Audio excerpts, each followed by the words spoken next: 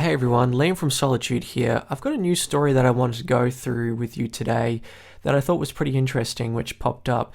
So it's about a band from Newcastle called Vacations, who've been around for about 5 to 10 years, and they've got quite a large following on social media, Spotify, and streaming. And the news article that was written here is by a man called Stephen Green, who writes for a great website called themusic.com.au.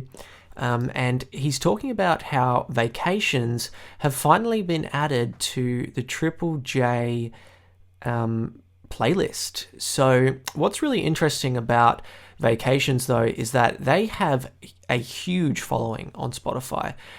It's stated in the article and in the title of the article, 1 billion streams apparently they've got. If we look at their Spotify page, and you just look at their top 5 most popular songs, you'll see their number 1 song up the top there, Young, has 420 million streams. Now that's huge for a band from Newcastle that plays this sort of, I would say like indie pop rock or something like that. And the fact that they don't get played on Triple J, or they haven't till this point, is super interesting.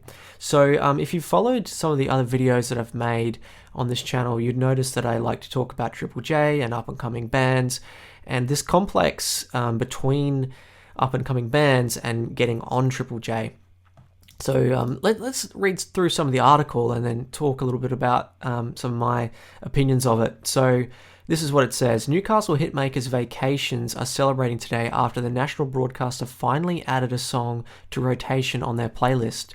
The self-described woozy guitar pop band, who are gearing up for a 38-day tour of the US this Australian spring, have been smashing out songs since 2015 and have become one of Australia's biggest bands. Their single Young became a viral hit, currently sitting over 420 million streams in Spotify alone. Proof that a band can convert viral success into an actual and global fan base. Vacations backed up the success with Telephones from their debut 2018 album, Changes, currently sitting on 230 million streams on Spotify streams. The album catapulted the band to being one of the most played Australian acts on Spotify this month, according to Chartmetric. The band had just shy of 9 million monthly listeners, placing them in the top 40 most played Australian artists, sitting just above King Gizzard and Nick Cave, only just behind Savage Garden. Wow, some big numbers there from a band that I guess a lot of people who fans of Australian music might not have heard of, because they just, I guess, stick to what Triple J spoon feed them, or what has already been big for 10, 20 years, such as Savage Garden, named before. After a dozen singles over a billion streams combined, after a dozen singles with over a billion streams combined, Triple J toyed with the previous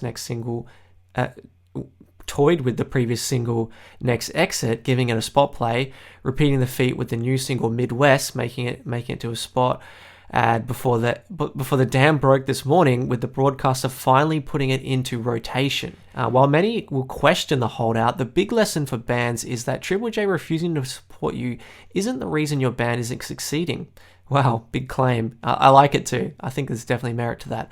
While Vacations are gratefully popping the champagne today, the reality is that the band plotted a path for themselves without the help of radio. With sold-out tours around the world and a streaming income that would give them far more than would be needed to quit the cafe job, the band is an inspiration to those acts that believe in themselves, even when the national broadcaster refuses to. Really interesting. The rest of the article kind of talks about, it compares what's happening to them now to what happened to Lime Cordiale, which, if you've seen my video about Spacey Jane, I do reference Lime Cordiale, and you would know that Spacey Jane, the same thing happened to them. So bands like Lime Cordiale, Spacey Jane, Ocean Alley, there's probably some others out there that I can't think of right now. Parcels, I think is another one, where they actually got huge followings on their own before Triple J picked them up, which is super interesting now, because Spacey Jane and Lime Cordiale, especially, are two of the biggest bands when it comes to the Triple J playlist and Hottest 100s. So I'd be super interested to see if a Vacations song pops up in the Hottest 100 this year and how high it gets. And also just really interested to see if them getting played on Triple J now makes them like the next big thing in Australia. I could see them getting a gig playing at bigger festivals in Australia, and also getting a gig playing Like a Virgin, which is really, I mean, it's quite a huge publicity feat if someone experiences that. So, look, I think it's really interesting that this is happening, and it just kind of gives more evidence to the Spacey Jane video that I made about how to become a successful band in Australia nowadays, or a successful artist nowadays, and how you can do that. And I think my theory, or the Spacey Jane blueprint that I talk about there, is probably true and will continue to be proven true if Vacations find more success now they're getting played on Triple J, and potentially get voted in on the Hottest 100 this year. So we'll have to wait and see if that is proven to be true. And I'd love to revisit this video that I'm making now in maybe January, February next year to see what happens from that. So yeah, what do you think about this? What do you think about Vacations? Have you heard of them? Have you listened to their music? Why do you think it hasn't been played on Triple J to this point? I don't know. It's weird. I don't understand why Triple J wouldn't have played this band, considering how hardworking they are, how many streams they've got, how big their following is, why they've held out for so long.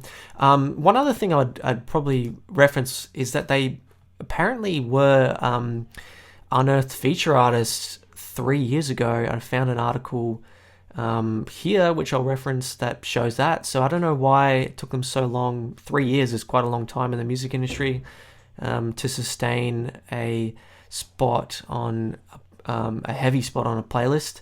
But yeah, Triple J just held out for a while.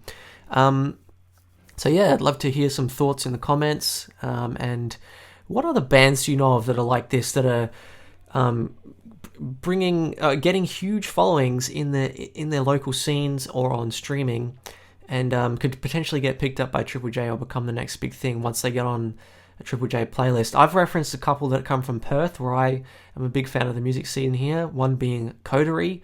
Still don't understand why they don't get played on Triple J. They've got a big following on streaming and here in Perth. But yeah, I would love to see what happens with Vacations and some other bands and artists in the Australian music scene when they get played on Triple J. Alright, thanks for watching everyone. See ya, bye.